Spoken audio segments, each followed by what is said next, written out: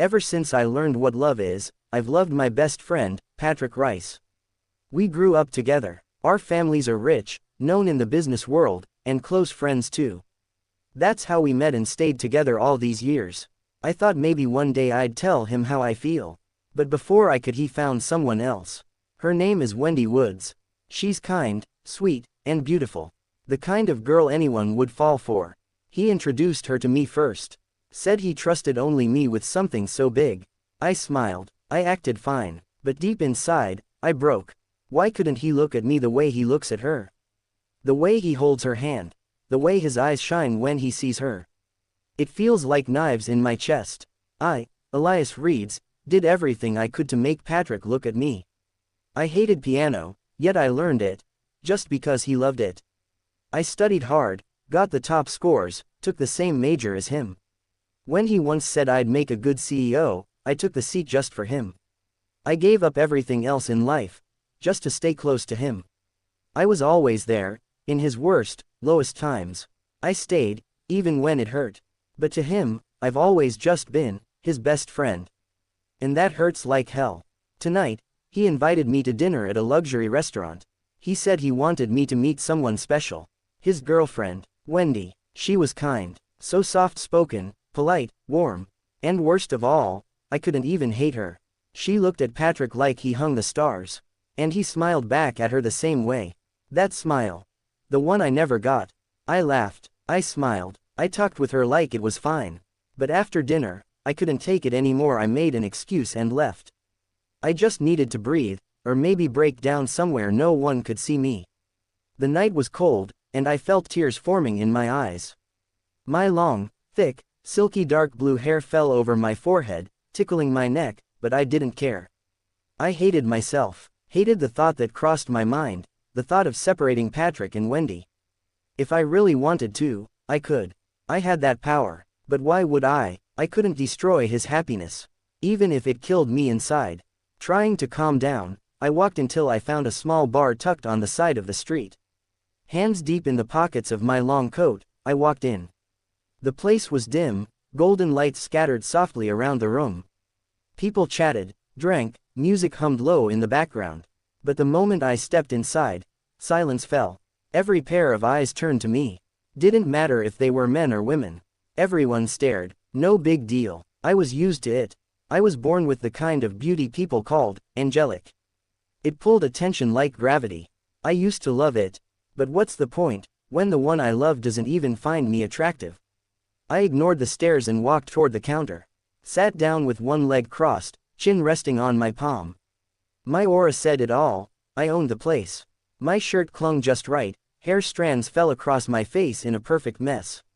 I looked good, and I made sure everyone knew it. Let them stare. I noticed the bartender freeze when he saw me. Too stunned to speak. I snapped my fingers, voice smooth and sharp. I know I'm art, but museums charge for this view. He was tall, dressed in a neat black suit, wine glass in hand. His slick hair gleamed under the warm lights. He blinked like snapping out of a spell, then gave a crooked smile. Yes, sir. My apologies. He started shaking a drink, eyes trying to stay down, but I saw the way he fought not to stare. What'll you have? He asked. I smirked, my legs swaying to the beat of the music. I don't know. What do you serve in this cheap place? Honestly, my shoe closet has better lighting and taste. The bartenders nearby frowned. Even he looked a bit annoyed. Good. Let them taste my bitterness. That's just how I am. If you don't like it here, he said flatly, you can leave. I leaned closer, smiling with sweet poison. No, darling, I've already stepped in. Now, nothing can make me leave. Unless you please me. Otherwise, I might just turn this whole place into a public toilet. He sighed, already regretting dealing with me. But I caught the way his eyes still flicked back to me every few seconds. I rested my face in my palm, fingers curled against my cheek, watching him pour the drink with practiced hands. There was annoyance on his face, but curiosity too. He looked younger than me.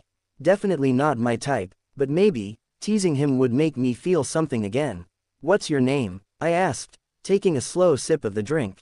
I made sure to drag my tongue across my bottom lip, slow and deliberate. He watched, eyes still, lips slightly parted. I could tell. His heart was already racing. When he noticed my gaze catching him, he looked away fast, coughing awkwardly. "L. Leverine Everglades," he replied.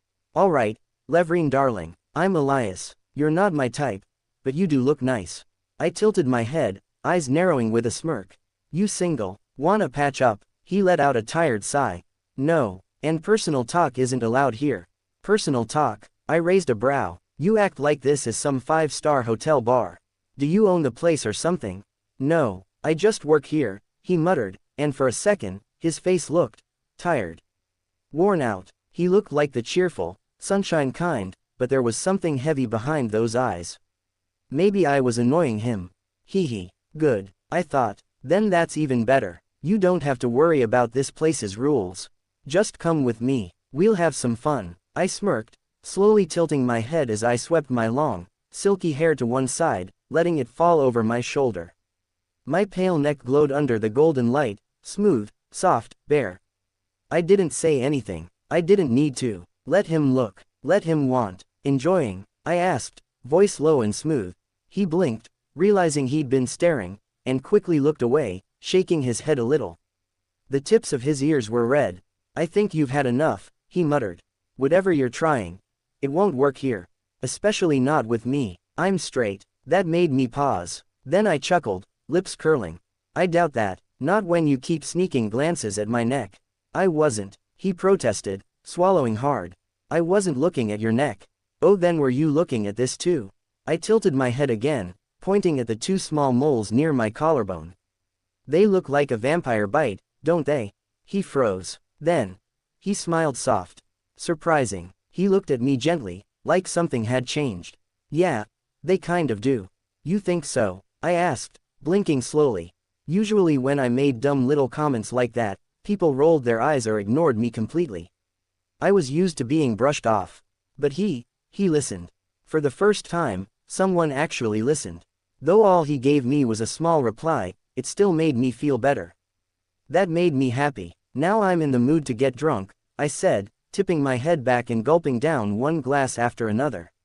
Leverine looked alarmed. "Don't drink that fast. If you get drunk, who's going to take you home?" "I don't know, maybe you will." I winked at him, finishing another glass. Soon the haze started to hit. Everything felt slower, warmer, louder. I heard the other bartenders whispering to Leverine. "He's so damn pretty for a guy, but his attitude's a whole bitch," one of them said, clearly eyeing me. Leverine didn't say anything. He just wiped glasses, glancing at me now and then. But when our eyes met, he flinched and quickly looked away. "What'll we do if he gets drunk?" I heard him ask, voice quiet. "You'll take him home." His coworker smirked and walked off, leaving Leverine sighing deeply. A few drunk guys tried to come up and talk to me. Predictable. "Dude, stay away. You stink." I didn't even look at him as I sipped my wine. "And don't touch me with those hands, my coat costs more than your entire life." That finally made him back off. I noticed Leverine letting out a quiet chuckle from behind the counter, eyes still sneaking glances at me. He didn't say a word, but it felt like he was watching over me. Maybe it was nothing, maybe it meant something, but still, it felt nice. It felt good knowing that maybe, just maybe, someone was looking out for me tonight. Within an hour, I was wasted. Drunk as hell. The buzz hit me hard, my body warm, head spinning, and then, tears. Tears pricked my eyes as I sat hunched at the bar, sniffling. He must be enjoying his time with his girlfriend, while here I am, crying like a damn potato. I whispered it to myself as I rubbed my eyes like a child. One of the bartenders looked over.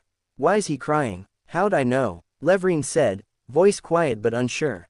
His face looked a mix of surprise and something else, worry maybe. The bar was getting ready to close. The music had stopped. One by one, the staff left. Leverine disappeared for a bit, probably to change. When he came back, he was in jeans and a casual jacket, simple, clean. He made sure everything was locked and safe before turning to me, the last mess left behind. "Everyone's gone. Only you're here now. Do you plan to stay forever?" He sounded annoyed but his voice was soft. Too soft for someone really mad. I shook my head, hair falling into my face. "I don't wanna leave. I'm lonely. I don't wanna go home and see those people again." I sniffled, fists clenching like a child about to throw a tantrum. No one cares about me anyway. Everyone says I'm arrogant and rude, but no one ever asks how I feel inside. I can be sad too. I burst out crying, loudly. My whole chest ached like it was breaking open. My parents never cared. All they love is money and their stupid business.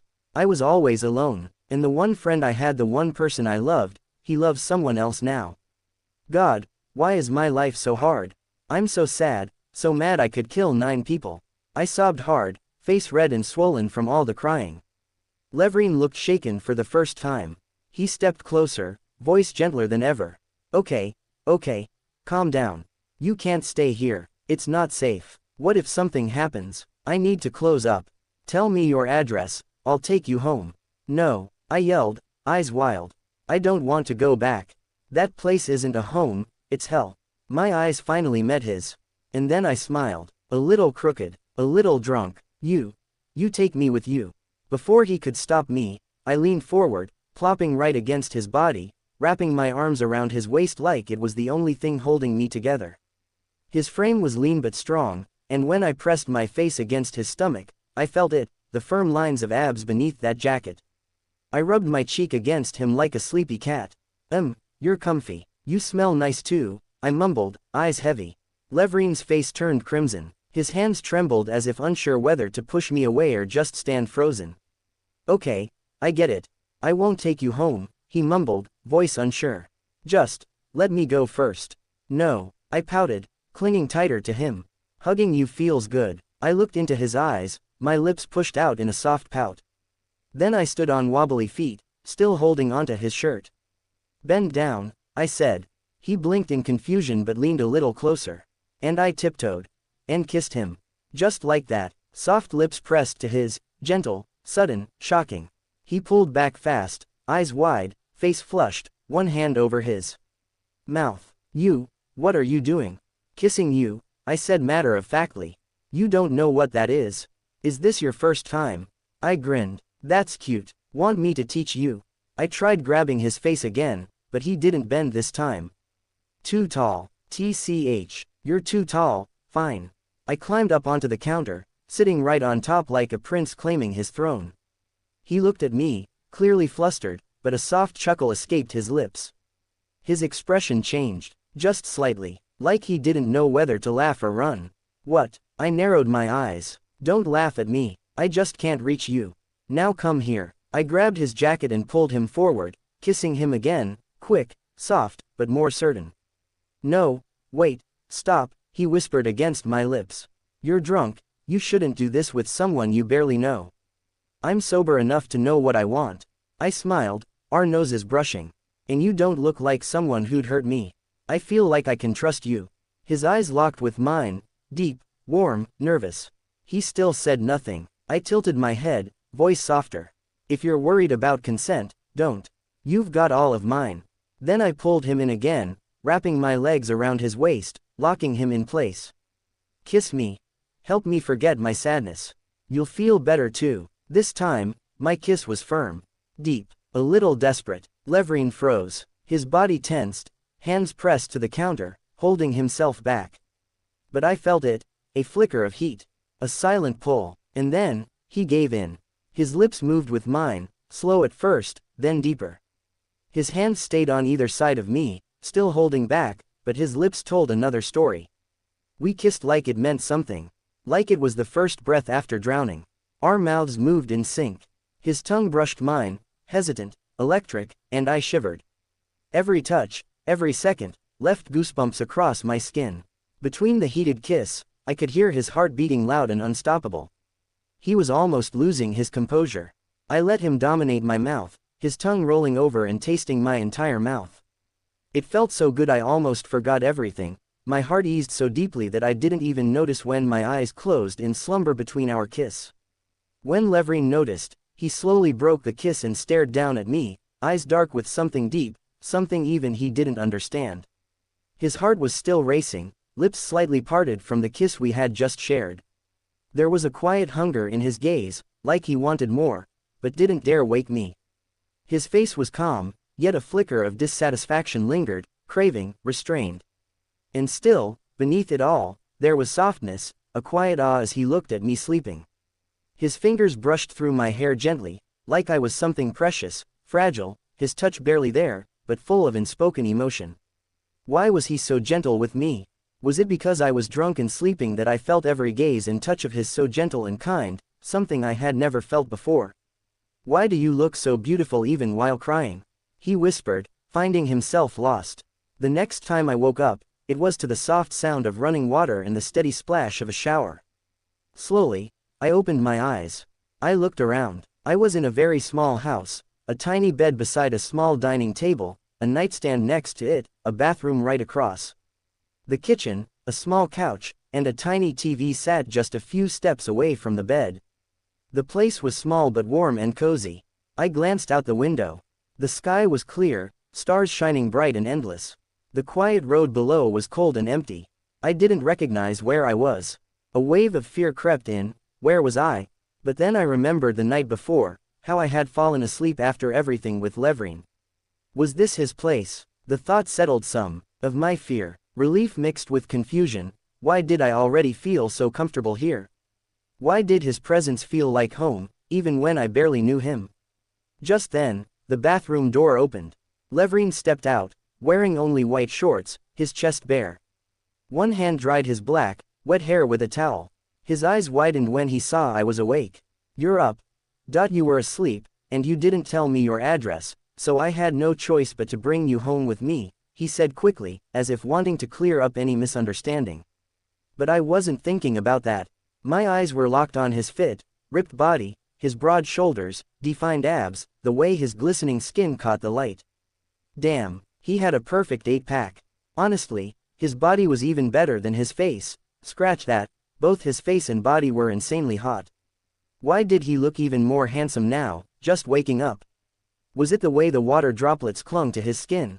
Or maybe, was it just me, still drunk and dazzled? "What are you thinking about?" His question pulled me out of my thoughts. "Nothing," I smiled. "Just thinking how to thank you, you're such a good guy." I glanced around the tiny place. But this place is smaller than a storage room. How do you live here? The fan isn't really working. I pointed up at the ceiling fan spinning lazily, barely stirring the air.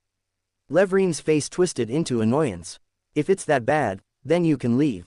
I laughed softly. "No need, it's okay. It's cozy, and the fresh wind from the window is nice." I opened the dining room window wider and let the cool breeze wash over me. He sighed, kept drying his hair, then grabbed his phone, scrolling through it with calm focus. I turned my gaze back to the road below, noticing how far down it was. "Is this the 5th floor?" I asked. He nodded without looking up. "This place is so cheap, I'm surprised it even has an elevator," I said. He looked up briefly, shaking his head. "It doesn't." My eyes went wide. "Wait, did you carry me all the way up here?" "Of course," he smirked. "What else was I supposed to do? You hugged me like a koala in your sleep, blubbering nonsense." "Oh," I blinked, feeling a mix of surprise and warmth. "He carried me all the way here, safe and sound. Is he just too strong, or am I really that light? Anyway, I'm still hot." With that, I kicked off my pants and tossed them carelessly onto the floor. Leverine's eyes went wide, his face turning red as if he'd just seen an alien. "What the hell are you doing?" he blurted. I said, "I'm hot," I repeated, undoing the first few buttons of my white shirt. "There's no AC here, and I need to be comfortable." "Why, aren't you straight? Does me being half naked bother you?" I stretched out on the bed, bare legs long and resting fully in his view, my neck and half my chest exposed as the shirt slipped off one shoulder. My hair tumbled down the other side. I felt a little shy, but I loved watching his reaction. He couldn't take his eyes off me. I chuckled, tracing my fingers slowly over my abs. "Don't lie to yourself, sweetie. I know you want me." I smirked, locking my eyes with his, my voice low and seductive. His face flushed like a pressure cooker about to blow. He panicked and pushed me gently, making me sit cross-legged on the bed. "I can't, I'm straight. This isn't right. I like girls," he muttered like a mantra, repeating it over and over. "I doubt that," I said, pointing at his pants. His eyes widened when he realized what I meant, and he immediately scrambled for excuses. I had enough of his drama. I grabbed his wrist and pulled it to me, making his hand land on my chest. "Don't tell me you feel nothing, not even a little urge to touch me." Why are you refusing when I'm offering? He swallowed hard. His eyes glazed over, unfocused. His hand trembled slightly as it slid up to my neck. His thumb traced the 2 moles on my collarbone. His gaze darkened with hunger, his mouth slightly parted, and he whispered, "You're clearly a boy, so why do I feel this strong urge to ruin you? Why don't you find it out yourself?" I smiled, wrapping my arms around his neck and pulling him into a deep, passionate kiss. This time, he didn't hesitate. His lips moved slowly against mine as he hovered over me on the bed. His hand slid down to caress and rub my thigh, the kiss growing deeper, more urgent. I sank into it completely, drowning in the heat of his touch. The next morning, I woke up sore all over, my whole body aching as I remembered last night's wild moments. Damn, was he really that crazy? Did I just wake a beast in him? A soft, wet cloth brushed gently against my leg. It was Leverine, carefully cleaning me up. "I washed you up, but if you want, you can take a proper bath. I got you a new toothbrush, use it," he said softly, his voice calm and his expression gentle. I blinked, then smiled teasingly. "You're shy, right? Don't try to act cool." His face flushed red instantly as his eyes flickered over my bruised body and neck, still marked from last night. Later, when I saw myself in the mirror, I was surprised, seeing my neck was all red. "Damn, you're wild," I laughed, freshening up and brushing my teeth. "I'm hungry," I said, flopping down at the kitchen counter just as he served me sushi and dumplings. "How do you know?" "I've wanted to eat this forever," I said, my eyes sparkling as I happily dug in. "You said it in your sleep, you said a lot of things." "I can't cook, so I ordered it for you," he replied, glancing at me sideways with something like adoration. "Ah, you're so sweet. Don't tell me you actually listened to my nonsense last night," I teased, acting cool. He said, pulling a few candies from his pocket and placing them on the counter in front of me. They were my favorite blueberry candies. I looked up, and he said quietly, "Don't think you're lonely anymore. Don't cry alone. If you ever want someone to talk to, you can call me." He quickly hid his flushed face. I giggled. "You're a real gentleman. Thanks for the candies." I popped one into my mouth, acting casual, but inside, I felt something strange. This was the first time someone actually listened to my rambling, and even got me exactly what I wanted. Those candies were hard to find. Did he wake up early just to hunt them down? Then I remembered, half asleep, I'd heard him calling someone while getting dressed, asking if they had those candies. So it wasn't a dream. I felt weak and emotional, but I held it back. "Come here." I stood up and kissed his cheek. "You're a good boy." I ruffled his hair gently. "I'm not a kid, stop that," he said shyly, swatting my hand away. "Anyway, once you're done eating, you can either leave or stay here. I've got classes and work to do, so I'll be going," he said softly, unable to be harsh with me. "Classes? Wait, are you a student? Don't tell me I slept with a minor," I asked, suddenly terrified. "No, I'm in university," he replied calmly. "Oh, that's good. Uni sounds cool. I stopped studying after college," I said with a shrug. "Yeah, you mentioned last night that you don't like studying. Hate when teachers boss you around. But you have a business and play piano too, you're pretty famous," he said. I blinked, surprised. He really did listen to me carefully. As he was getting ready to leave, I pulled him in for a long, deep kiss. "Goodbye, have a nice day, and yes, I'll be staying here, increasing your electricity bill," I teased proudly. He chuckled, looking pleased, and nodded before heading out. I lay back down on the bed, staring at the ceiling, munching on the leftover candies. After feeling better, I went out for a walk.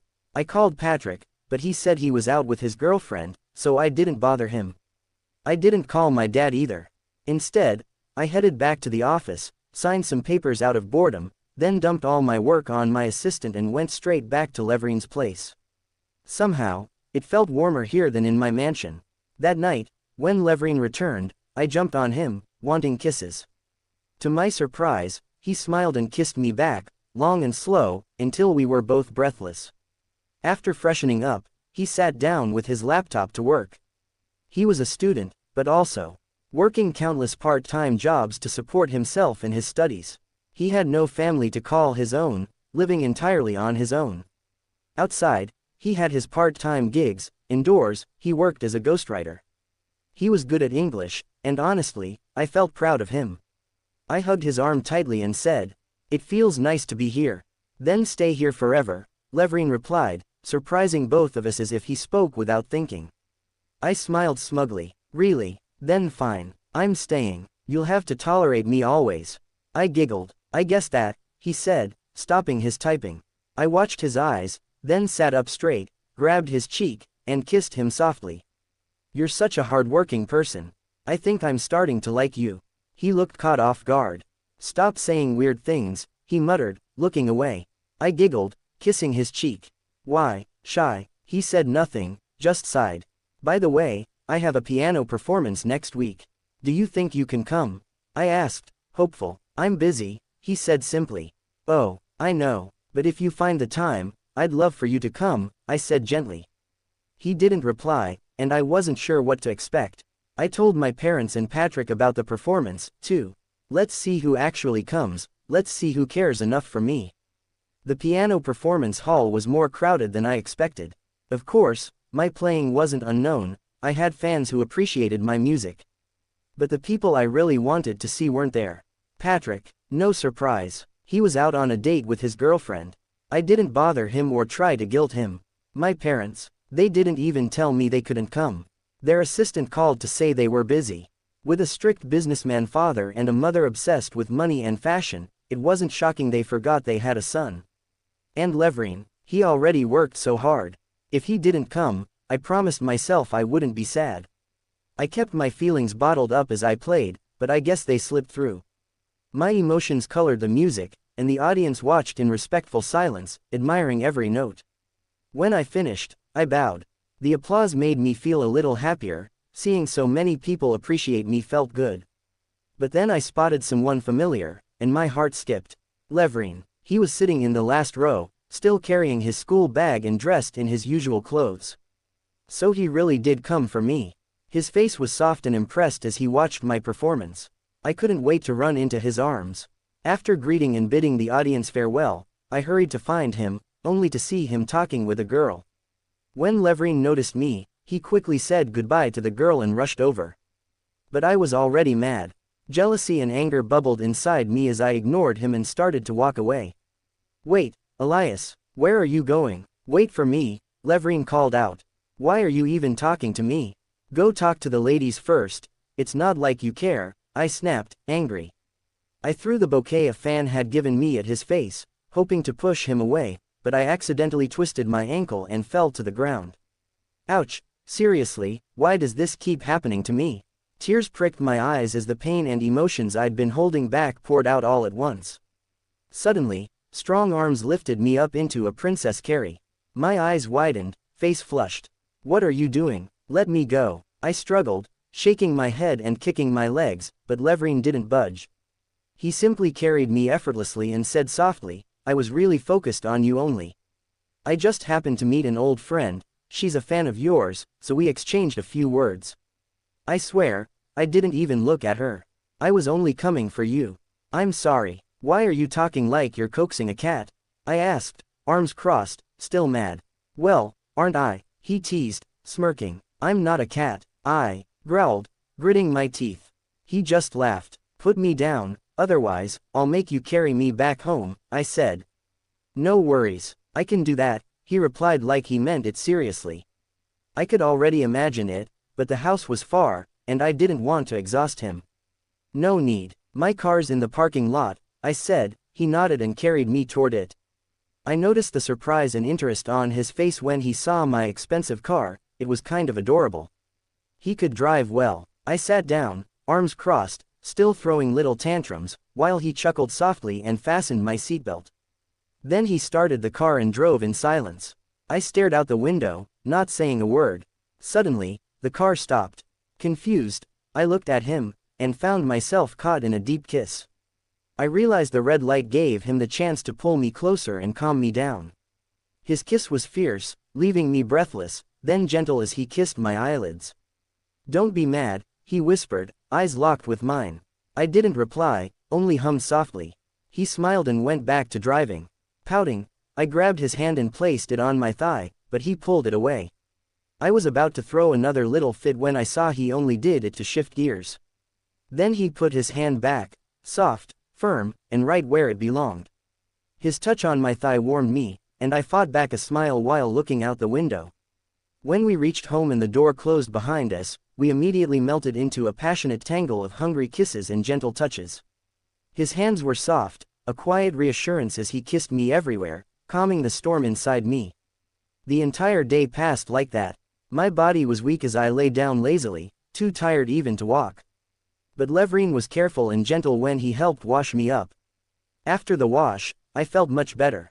By nighttime, I was lying on my chest, wearing only a shirt with my legs exposed, swinging them softly in the air as I watched TV. Leverine sat beside me, working on his laptop, but one hand was always there, touching, caressing my leg. His fingers traced my skin gently, each touch sending chills down my spine. Suddenly, his phone rang. He answered, and a loud woman's voice came through. "Baby, guess what happened?" My eyes snapped open, and I sat up immediately, alert. Leverine seemed to sense the tension and quickly gave me a calm, steady look as he rushed through the call, talking about work hours. When he ended the call, he explained quietly, "Calm down. She's just a senior since I'm younger. She sometimes jokes and calls me that. There's nothing else going on." I gave him a long, serious look. "There shouldn't be anything going on. Unless you want to die," I said, dead serious.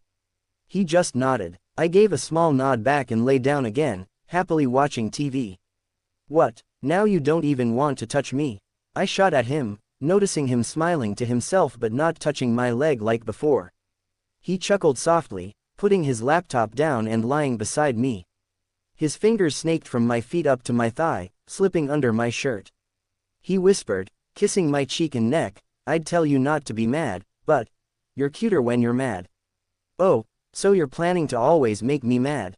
"I swear, Leverine Everglades, I'll kill you, and no one will find your body, if you do anything behind my back," I glared. I knew I sounded like a killer, but Leverine just looked at me like I was a grumpy little kitten, smiling as he nodded and peppered kisses all over my face. Later, Leverine coaxed me with a sweet smile and promised to cook my favorite dishes. He'd learned cooking just for me, of course. While he cooked, I happily did the dishes, feeling like we were a real married couple. I suddenly remembered the first time I washed dishes after he cooked, a total mess, since I'd never done house chores before. As I scrubbed the plates, Leverine wrapped his arms around me from behind, holding me tight and warm, like he never wanted to let go. I smiled quietly to myself, feeling deep inside that I had become his home, his only family. And just like that, he became my solace too. A month passed like a dream. Nothing made me happier. Honestly, I'd almost forgotten about Patrick. Why would I think about the past when I'd found a rare, precious diamond in Leverine? I can say this with confidence. No one could love as beautifully as he does. Though we never said it out loud, the feelings were clear between us. When Leverine learned about Patrick, jealousy and sadness flashed in his eyes, but a kiss from me quickly lifted his mood. I was deeply in love, so much that I couldn't stand the thought of him being near anyone else. I could seriously see myself going to extremes to keep him close. One night at the bar, I came to find Leverine before we left together. But the moment I walked in, I saw a girl flirting with him. "Leverine Everglades, what the hell are you doing?" I shouted, loud enough for everyone to hear. Heads turned, but I didn't care. My eyes were fixed on that girl's hand. It kept touching Leverine's even as he tried to pull away. Leverine froze, caught off guard. Without hesitation, I strode to the counter, glaring at him before turning my fierce gaze on the girl. I grabbed her hand and shoved it away like it was dirt. "Lady, you need to learn to stay away from what's not yours. This man, he's mine. Can't you see him pulling away? And yet you keep throwing yourself at him. It's pathetic." My eyes were sharp and cold, and she flinched, embarrassed. She turned and ran off, shame written all over her. I crossed my arms and shot Leverine a glare. "What, enjoying the attention, huh?" He blinked. "No, it's not what you think." "So what is it?" I asked, voice sharp. Leverine sighed. A friend of his nearby spoke up. "Relax, he didn't do anything. Since you came into his life, he barely looks at any customer. He even asked me to handle this girl because she wouldn't back off. Not his fault." Leverine nodded, eyes soft and apologetic as he gently took my hands. "Really? Nothing's going on. I wouldn't let anyone flirt with me when I have you. He joked. I can't let people risk their lives. I just glared. Fine. I'll wait here until you finish your work. He smiled wide and gentle. I settled on an empty couch, legs crossed, sipping my drink and scrolling through my phone, feeling a quiet warmth knowing he was mine. Levrin focused on walking well, at least he thought so, but his eyes kept darting toward me, making sure no one got too close. He couldn't stand anyone staring at me for too long. One guy across the room was blatantly ogling me. Levrin set down his wine glass with a sharp clink and, flashing a polite yet terrifying smile, said in a voice dripping with warning, "Dear customer, I'd prefer you fix your gaze elsewhere." The man immediately shrank back, nodding nervously, not daring to look my way again. I felt a swell of pride, and a touch of arrogance. "You two actually suit each other," Levrin's friend commented as they headed inside to change after the shift ended. "So possessive and protective. I thought it was just him, but you're no less fierce." Levrin's voice was steady as he replied, "Of course I am. He's become irreplaceable to me, a reason, a home, a future I want to protect with everything I've got. I might not always show it well, but to me, he's everything." Levrin closed his locker, changed, and walked out to me, who was dozing lightly. "Oh, you're done," I whispered, eyes heavy with sleep. He hummed softly, eyes shining as he adjusted my coat and gently caressed my hair. "Come on, let's go home." "I don't wanna walk, lazy," I mumbled, eyes still closed, then spread my arms. That was all the invitation he needed. Without hesitation, he scooped me up, and I wrapped my arms and legs tightly around him. He carried me to the car, buckled me in, and started the drive home. When we returned home, I was already fast asleep. Levrin didn't wake me. He carefully washed my face and feet, then gently changed me into comfortable pajamas before laying me down. It was a really hot night, and the ceiling fan wasn't much help. Levrin sat beside me, staring softly as a small smile played on his lips. He grabbed a thin book and began fanning me slowly, wiping the sweat off my forehead with tender care. "How can you look so beautiful even when you're sweating?" he murmured, leaning down to press a gentle kiss to my forehead. When I woke up the next morning, around 8, he was still there, reading quietly, the book still in hand as he fanned me with slow, deliberate movements. The realization hit me like a soft wave tugging at my heart. I found myself snuggling into his lap, arms wrapping around his waist instinctively. "You're awake." His voice was gentle, fingers softly rubbing my nape. I hummed in reply, content and sleepy. "Get up and freshen up. Breakfast will be ready soon." He brushed my forehead with a light touch before stretching his arms. Sure, his muscles ached from the night, he had been fanning me without rest. I hated him sometimes for loving and spoiling me so much, but deep down, I loved it too. That evening, he returned with a big electric fan, the kind that blows a cold, refreshing breeze.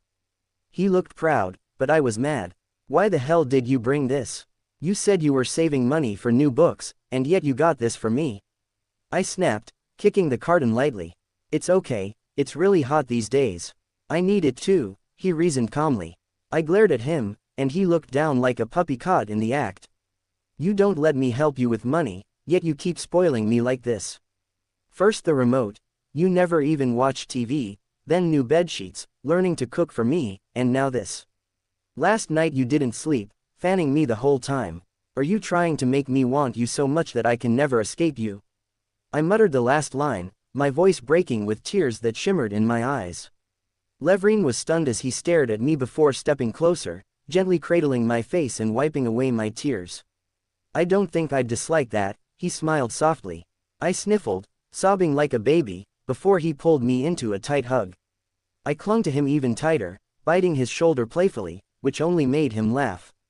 I'd had enough of him doing things for me without letting me return the favor. So, in secret, I went to his university, learned about the books he needed, and put together a small shelf filled with all brand new, good quality books beside his TV. I even got some novels and other reads, knowing how much he loved books. Levrin looked mad when he saw it. "Don't you dare say anything. I just wanted to read in my free time," I said, arms crossed, trying to sound defensive. He rubbed his forehead, then smiled softly. "Thank you," he whispered, pressing a gentle kiss to my eyelids. I giggled proudly. For a while, I thought everything would be fine for us. But then, something felt off. Levrin started distancing himself. Whenever I called, he'd say he was busy and wouldn't let me come over to his place.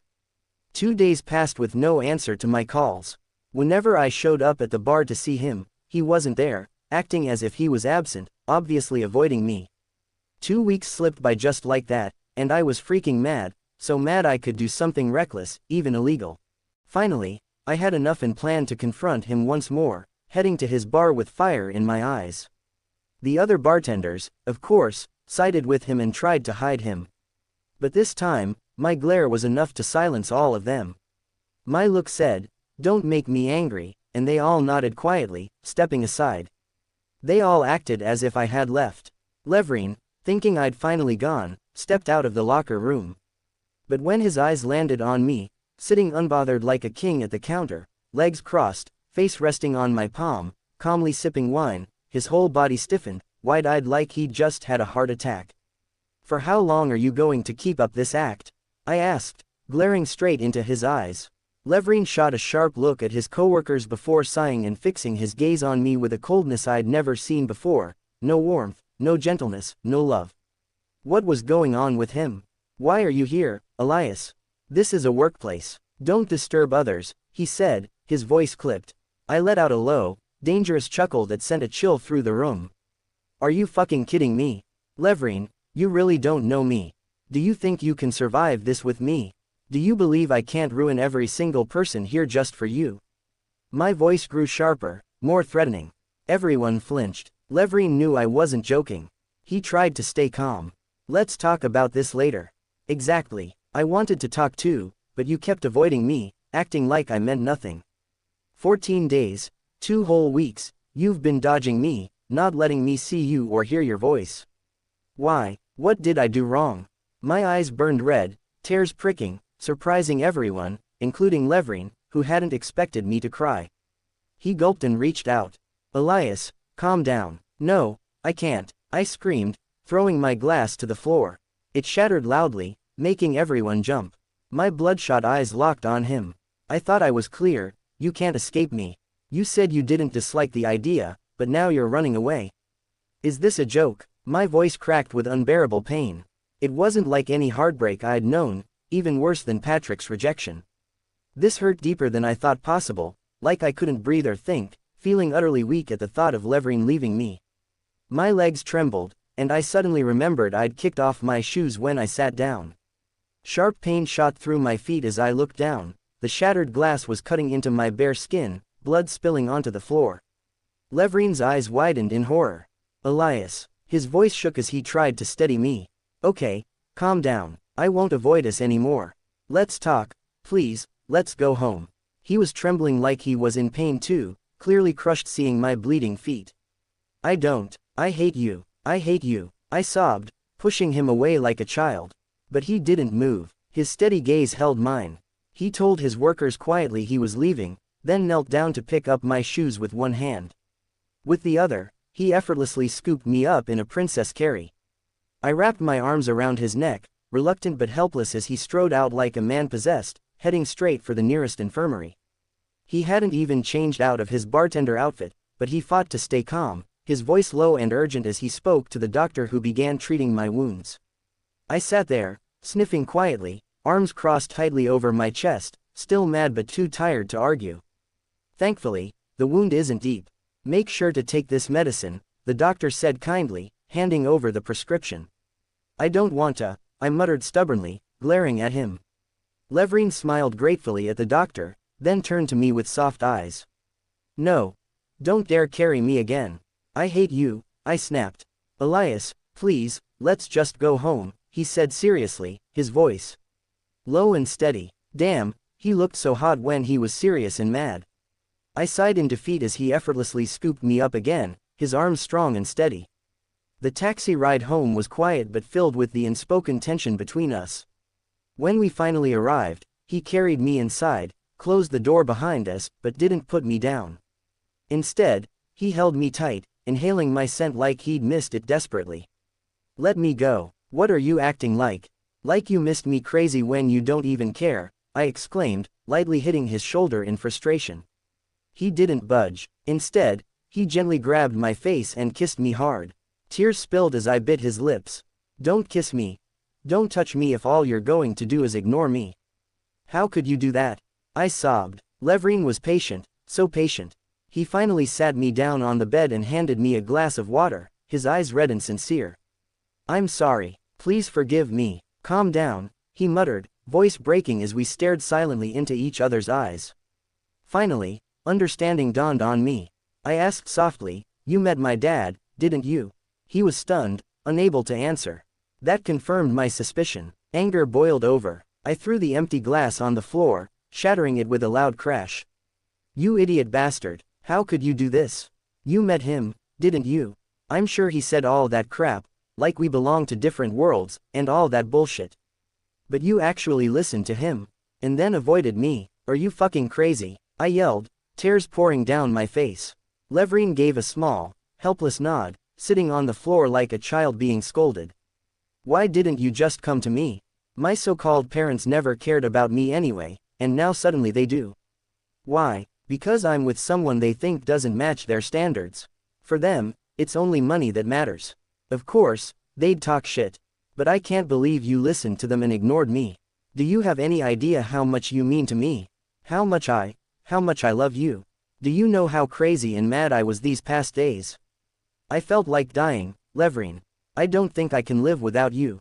I cried, my body trembling with all the raw emotion spilling out, weakening me with each word. Levrin listened to every word with his eyes shut tight, pain written all over his face. Then, finally, he opened his eyes slowly, looking at me with a gentleness that broke my heart. He reached out, cradling my face tenderly, and kissed my tears away. I'm sorry. Forgive me. I really didn't know what to do when he called me over. I thought maybe he was right, that I couldn't make you happy, that I wasn't rich enough, that I had nothing to give you. I thought I had to let you go. But trust me, these days, I wasn't in less pain either. I was going crazy. I couldn't breathe without you around. I missed your smile, your scent, your everything.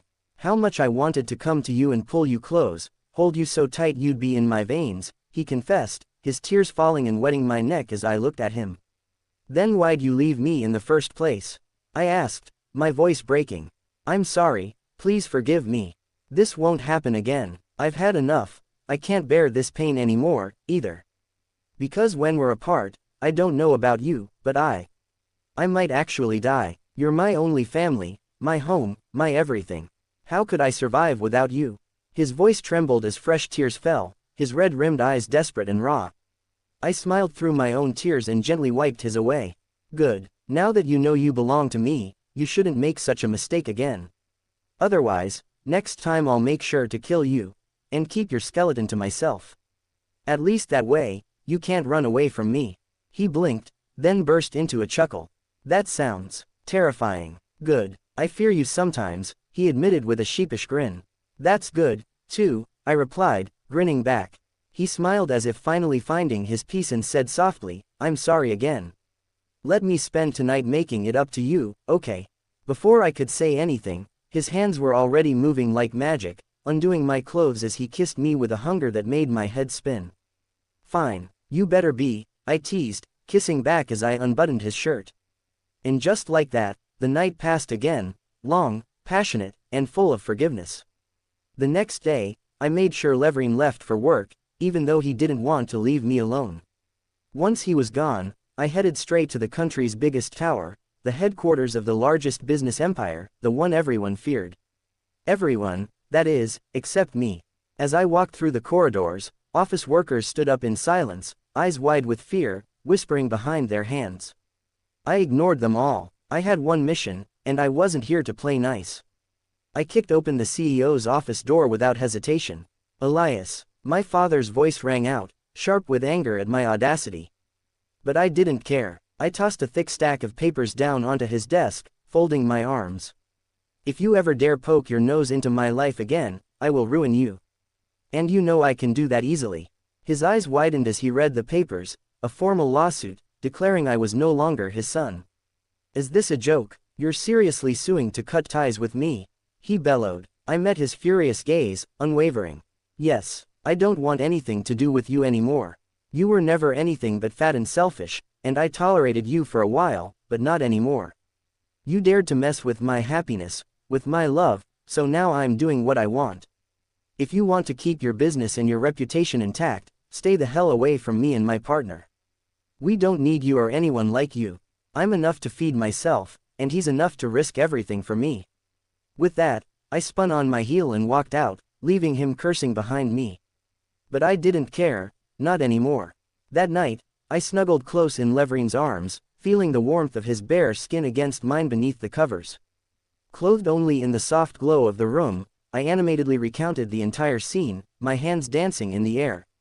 And then I walked out like the king I am. My ex-dad couldn't do a thing. Cool, right? My eyes sparkled with pride. Levrine, resting his face on one palm, gently rubbed my ear and neck with the other, nodded. "Yes, you were so cool, as always."